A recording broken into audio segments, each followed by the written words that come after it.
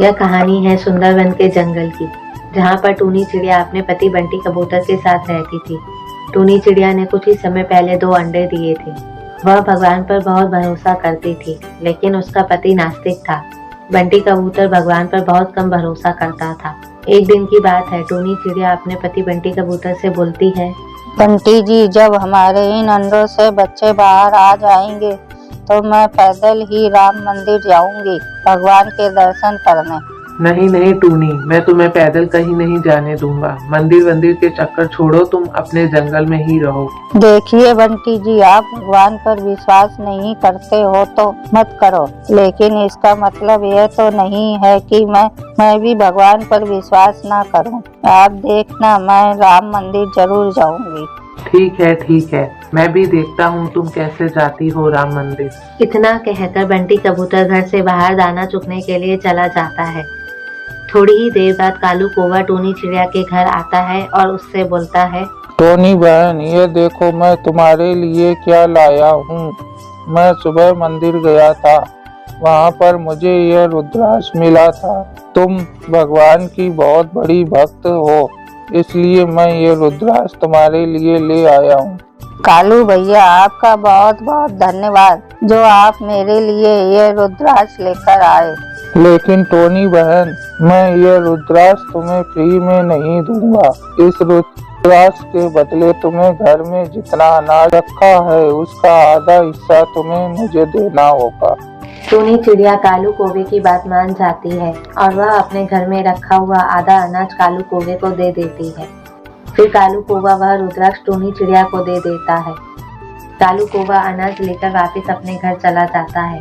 थोड़ी देर बाद बंटी कबूतर जब अनाज लेकर वापस अपने घर आता है तो घर में रखी हुई अनाज की कम बोरियां देखकर वह बंटी कबूतर अपनी पत्नी टूनी चिड़िया से बोलता है, अरे टूनी, घर में जो अनाज रखा था उसमें से आधा अनाज कहाँ गया?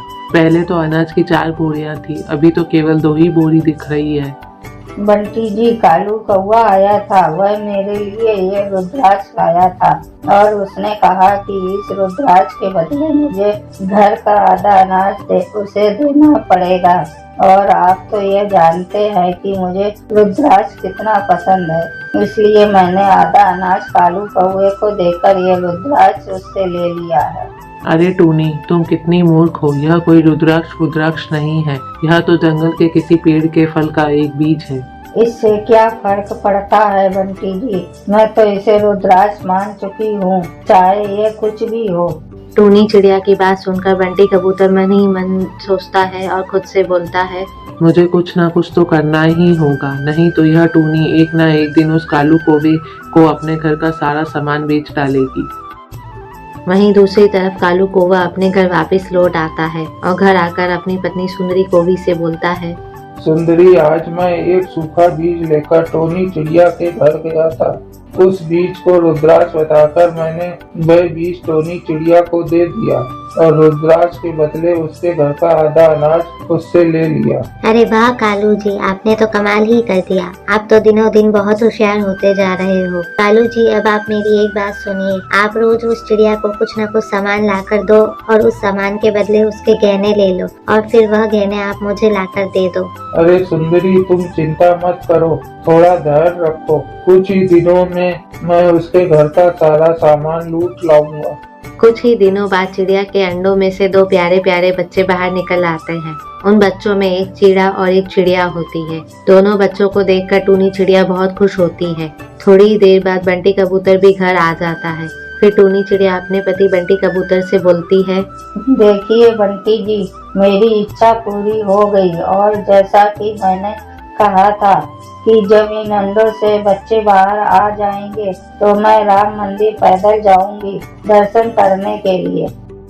पास की ही डाल पर बैठा हुआ कालू कौवा और उसकी पत्नी सुंदरी टूनी चिड़िया और बंटी कबूतर की सारी बात सुन लेते हैं। सारी बात जानकर कालू कौवा और उसकी पत्नी दोनों लोग टूनी चिड़िया और बंटी कबूतर को बेवकूफ बनाने की योजना बनाने लग जाते हैं। देखिए कालू जी, यह बंटी कबूतर तो नास्तिक है और उसकी पत्नी टूनी चिड़िया आस्तिक है। हम दोनों इन दोनों की इसी कमजोरी का फायदा उठाते हैं। सुंदरी कौवी कालू कौवे को अपनी पूरी योजना बताती है। कौवी की सारी बात सुनकर कालू कौवा उससे बोलता है, अरे वाह सुंदरी, तुमने क्या खूब योजना बनाई है। अब देखो मैं इन दोनों को कैसे अलग करता हूँ। वहीं दूसरी तरफ बंटी कबूतर अपनी पत्नी टूनी चिड़िया से बोलता है, टूनी तुम इन दोनों बच्चों का ध्यान रखना, मैं बाहर नदी में से जाकर पानी भर लाता हूँ। इतना कहकर बंटी कबूतर नदी की तरफ चला जाता है। कालू कौवा भी बंटी कबूतर के पीछे पीछे नदी की तरफ जाता है और फिर वह बंटी कबूतर से बोलता है, अरे बंटी भाई, क्या बात है, आजकल बड़े खोए खोए से रहते हो। क्या बताऊं कालू भाई, मेरी पत्नी टूनी को तो अयोध्या के राम मंदिर जाने की पड़ी है। वह तो अयोध्या जाने की जिद पर ही अड़ गई है। बंटी भाई एक बात बोलूं, आप तो बहुत सीधे हो और आपकी पत्नी टोनी इस बात का फायदा उठाकर आप पर हमेशा हुक्म चलाती रहती है। और वही दूसरी तरफ मेरी पत्नी सुंदरी को देखो, वह तो मेरी हर बात मानती है, मेरे इशारों पर चलती है। अगर मैं एक बार किसी चीज के लिए मना कर दूं तो सुंदरी वह काम कभी नहीं करती है। कालू भाई अब आप ही कोई रास्ता बताओ कि मैं आगे क्या करूं। बंटी भाई मेरी बात मानो तो तुम और टोनी चिड़िया अलग हो जाओ। कालू भाई बात तो आप बिल्कुल सही बोल रहे हो, आपने तो मेरी आंखें खोल दी। वहीं दूसरी तरफ सुंदरी को भी टूनी चिड़िया के पास उसके घर जाती है और उससे बोलती है, क्या हुआ टूनी बहन, आप इतनी उदास क्यों बैठी हो? क्या बताऊं सुंदरी बहन, कालू भैया तो आपकी सब बात मानते हैं, लेकिन बंटी जी तो मेरी एक भी बात नहीं सुनते हैं। मैं अयोध्या राम भगवान के मंदिर जाना चाहती हूँ, लेकिन बंटी जी मुझे मंदिर जाने नहीं दे रहे हैं।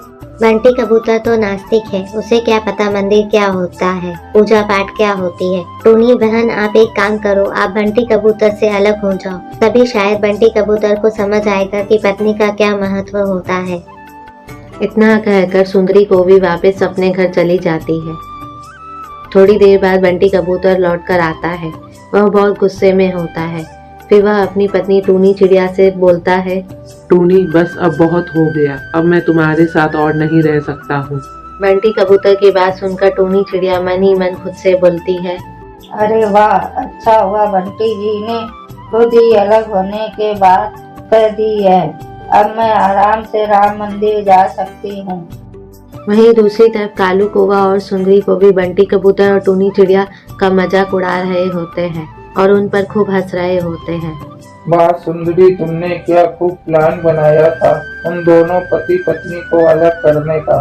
कालू जी यह सब बात छोड़ो, टूनी चिड़िया के घर जाओ, अभी वह अकेली होगी, और जाकर उसके सारे गहने ले आओ और साथ में जितना भी भोजन रखा है उसके घर पर वह भी आप ले आना।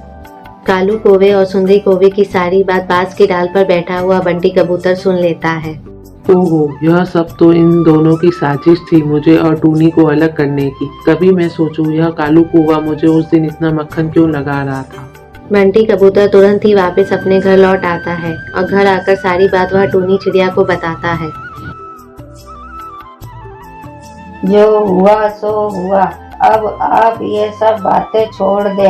हम सब लोग पहले मिलकर राम मंदिर चलते हैं, उसके बाद हम सुंदरी कौवी और कालू कौवे से बदला लेंगे। मुझे भी पहले से ही दाल में कुछ काला नजर आ रहा था। टूनी मैं तुम्हारी जिद के आगे हार गया। अब हम सब मिलकर राम मंदिर जरूर चलेंगे। जय श्री राम।